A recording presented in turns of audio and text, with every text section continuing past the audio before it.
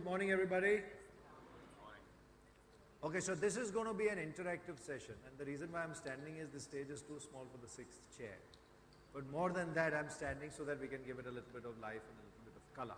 So what we will do is we will take the topic of how IT can enhance business, the pains and the gains, and give it a completely holistic and rounded perspective. And we have a few issues which we would like to talk about, which the panel will share their experiences and around which we will have a debate and a discussion. What I would also prefer is that when we finish some logical segments, we will invite questions from the house. So if you, during the discussion, if there is something you would desperately want to ask, please do so. So please put up your hand and ask so that it ensures that you are as much part of the session as we are, because as panelists we always enjoy the session, but as audiences also we need to ensure that you are enjoying it in the same way as we are. So great, so let's get off to the start of the topic and start by understanding how can information technology in its broadest sense enhance our business in terms of giving us significant competitive advantage. What are the game changers which technology can bring about? What are the breakthroughs that technology can bring about? And what are the disruptive nature of technology which helps us change business models? And on the panel we have got various kinds of business being represented, be it brick and mortar, be it online, be it movies, and therefore I think we'll get a broad perspective on this issue. So let's start off with anybody from the panel, whoever wishes to. What do you see technology playing a role in making quantum change in retail in India? Well, if I start this entire discussion, I can talk about movies. I sell movie tickets for a living, and that's what we all enjoy. Also watching movies, so I think that's the right thing to talk about technology today. We all remember days when films were taken from one auditorium to the other in those old aluminium cans. Today it's totally different. The last 2 or 3 years have literally changed everything. New type of formats have come in of movies, new type of exhibition is there. There are different formats of movies which are being played.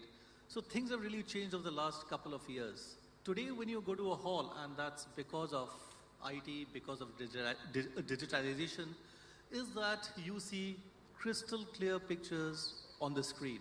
You hear uncompressed sound. Technology has advanced to such a level that we at INOX control all our screens from the network operations center here in Mumbai. Things have advanced a lot, courtesy IT, though there are flip sides also. But I would say that today, because of wide releases of a movie, reason being that it's all digitized, a tier 3 patron watches the movie first day, first show as people in Mumbai would. So there are various advantages of incorporating technology and seeing to it that things progress where technology is concerned, and we take technology down to tier 3, tier 4 cities of this country. Excellent. Anyone else would like to react to that or respond in their own areas? Jamshed, I don't know whether it's a good idea giving a twist to the tale right in the beginning. I love it. I have a different take on this.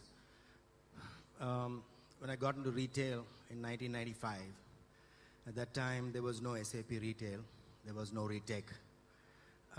We used simple FoxPro system, which is like an Excel spreadsheet. But what it allowed you to do is to think freely. And in a fledgling business like retail was in 1995, and in 2013 you still have to call it fledgling because we have a long way to go. What it did for you then was, if you had an idea, you actually call your IT head, who thought FoxPro was the most advanced IT system available at that time, and he would, in about 48 hours, actually do a pilot for you. So you had an idea of doing a ticket size at a store level.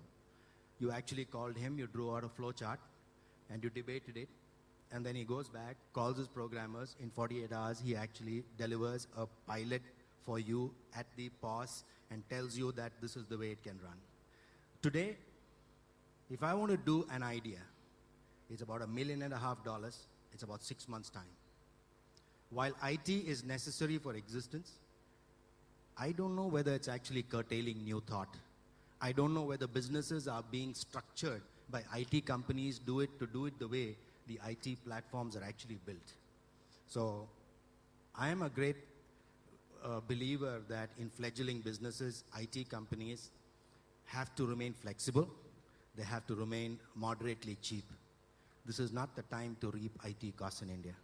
Okay, excellent. So this is something which we will take on as we go along as to how can IT enable business differently from the way it has evolved today. So we will pick that up a little later. Any other thoughts on IT and strategy and how it's becoming a game changer? Mukul, something from your end, because you are in a game changing business. Yeah, so I think the difference for e-commerce or any consumer on internet business is that IT is less, it is an enabler, but it's also the bread and butter of our business. So unlike the discussion that you just led, for us, while we are an early stage business and while we are fledgling in a certain sense, we need to rely on IT to actually grow our business. So whether it's supply side factors or demand side factors, IT becomes a core component of what we are doing. Starting from creating awareness for the category to actually the whole on-site experience to advocacy, loyalty, and also the supply side, logistics, delivery, post-purchase service, all rely very heavily on enabling IT within the organization. So from our industry, it's almost you using IT for disruptive means, right? So as we think about changing the way people shop for fashion, lifestyle in India, IT becomes the core component of this disruption that needs to happen. So I come at it from a very different point of view, which we almost use this as less of an enabler, more as the backbone of our business. So that's excellent. Yeah, can you take on, Raghu? What I like to add upon both the comments is that IT or technologies depends on your type of industry and the vertical or the business you are in will be different, how it is applied. For example, if you look at an e-commerce business, online business, it is the core to the strategy and the market expansion. Versus if you look at a different business like, let's say, in a convenience stores or a different retail industry segment, IT may be a supporting function. So the key is that understanding the industry vertical you are in and what's the role technology is going to play.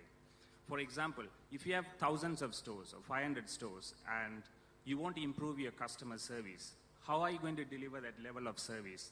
There are technologies there which can deliver that customer service. Customer walks into the store and he might use your staff time in understanding the product you have.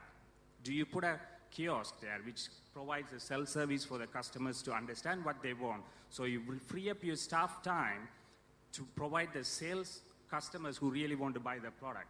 So it's actually come down to how do you leverage the technology for your differentiation. That can be different level. But one thing is becoming very clear is that technology and IT is not a supporting function. It is core to your business. Okay, excellent. We'll take that thought again forward. Is it a support function or is it core to the business? But meanwhile, Himanshu, you can.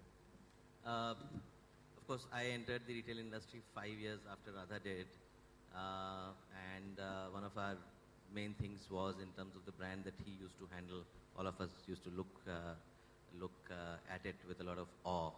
And we used to make this trip to the southern part of the country to have a look. But that apart, it was very basic. We were on the basic version of Retail Pro at that point of time. And that thing, as he's saying, is very true. You could turn around things very, very quickly. Now, of course, it is far more difficult and the level of difficulty increases with the kind of ERP that you take. More box and flexible ERPs, as they say, those are the most difficult to change. But that apart, I think technology for us in the current business that I am in, which is mobile store, for most people, mobile store is about selling handset devices. But for us, actually, a large part of our profitability comes through selling of other things, SIM cards, data cards, etc., and plans. Now, these all require humongous amount of technology. And one of the examples how it becomes a huge, not only an enabler, actually a strategic differentiator, is that we being the largest seller of SIM cards and data cards, where we faced a major problem in November last year when TRAI came up with the revised guidelines of a 3-step process for SIM activation. So whoever has tried to get SIMs now will figure out that it is a more difficult exercise.